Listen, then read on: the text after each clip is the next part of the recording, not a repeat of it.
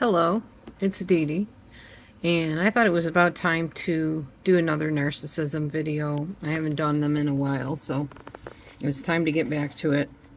I'm going to be talking about a mix of things here. First of all, I'm going to cover a little bit, very little, I think, about how narcissism affects a child. And then we're going to talk about a specific situation I was in with the narcissist. Um, I'm trying to think of how to name this person because I don't want to give her real name. We're going to call her Faith, simply because that's an oxymoron to how she treated me. Okay, so when I say Faith, you will know that I'm talking about an actual narcissist in my life, in the past, from the past, and how she acted towards me. So first of all, we're going to talk about the child that is brought up by a narcissistic parent. If it's a girl, usually the mother has a lot of influence on her, so you may as well consider that maybe it is a girl and her mother we're talking about here. So what happens is narcissistic abuse comes in many different forms. There are narcissists who neglect their children. There are narcissists who praise their children overly to a point that they are like the star child or the golden child. In this case, it doesn't really specify, but narcissistic abuse of a child in general, when that happens, eventually what happens is the child goes to what I call never, never land. They go to this magical place in their mind where they're not being overly praised, where they're not being overly expected to be perfect all the time, and also where they're not being neglected or abused, if that's what's going on. It's going to be a safe place. It's going to be an escape for them. And this is where they go to, quote unquote, lick their wounds. The problem is with narcissism, even when the person grows up, they never really heal from that. They never leave Never Never Land. They stay there. And this is known as magical thinking. Magical thinking has many different forms in the way that it plays out. Usually, magical thinking is when you hear somebody say, oh, well, I met this person and, they have these problems, but I think I can fix them. All it's going to take is just me and my influence on them, and they'll come around, and they could be like a really dangerous person or a really toxic person in some way, but the narcissistic adult child, the person that was raised by the narcissist and now became narcissistic or even borderline themselves with narcissistic tendencies, sees that person as somebody that's fixable and it's their job to fix them.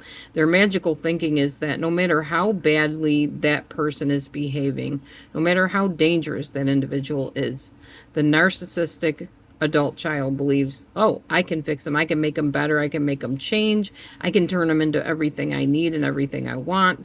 All I have to do is say the right thing, do the right thing, give them everything they want, kind of pour out my love, if you will. I say that loosely because narcissists really, in my opinion, do not know what love is. They're not wired that way. But they think somehow magically they are going to make that person be everything that they need to be or they need them to be. Another thing about narcissists, they do to other people what their abusers did to them.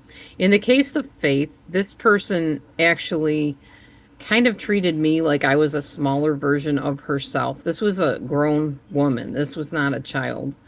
And they basically became their abusive, narcissistic mother towards me when I was the adult also, and kind of tried to control me. So they kind of flipped the tables, if you will. Instead of them being the one abused, they became the abuser.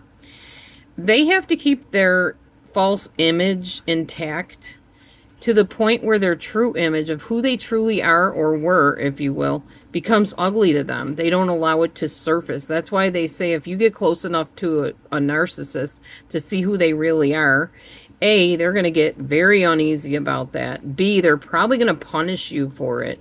C, they will probably retreat in some way, shape, or form. They cannot face who they actually are. And on the inside, they can't face who that true person was and no longer is. So they created this false image, this mask, if you will. They don't allow themselves to have a conscience. Therefore, they can do whatever they do and feel like they're getting away with it. No remorse, no guilt, no sense of, oh gosh, I shouldn't have said that to you. Oh, I shouldn't have treated you that way. No, not until they're called on the carpet. And even then, they'll tend to blame shift and brush things under the rug or make light of it or tell you you're exaggerating, things like that. The fact is, the narcissist has enemies from like way, way back. A lot of people that are abused by narcissists feel like they're the only ones, but no, they usually have honed it to a fine skill over the years. They had enemies even probably as early as childhood or adolescence or teen years. And the fact is, these were people that dared to trust her, and she so utterly betrayed them and destroyed them that they would love nothing more than revenge on the narcissist. And they would love to expose her for who she really is. And innately, the narcissist knows that they want to get her if they can. So therefore, she does everything she can. I'm saying she, it could be a he, but in this case, I'm talking about a she, because Faith was somebody in my real life, pseudonym Faith.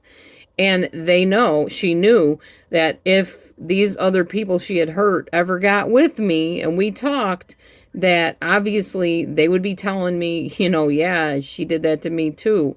Or they would have similar stories. So the narcissist does not want you to get with other people and find out what they went through. They do everything they can to keep you in the dark about the fact that, yeah, they're really this vicious, toxic person. They don't want you to know that. So they will keep their former friends, now enemies, away from you. They won't really talk about them much. And if they do, they'll throw shade on them. Like, oh, well, they were always the one that left me. I never deserted them. Or they were the ones that were abusive to me. I never abused them. They'll project a lot onto those former people because they want you to get the impression that they're the good one and everybody else is the bad one. That's also to set you up because eventually they're going to paint you in the same light, that you are the bad one that hurt them. It's not them, it's you. It's that you're exaggerating things. It's that it really didn't happen that way. You don't really know what you're talking about. You're just trying to get attention. Yeah. It'll be tag you're it, you're the next victim, and they will mistreat you as well as they did their former victims.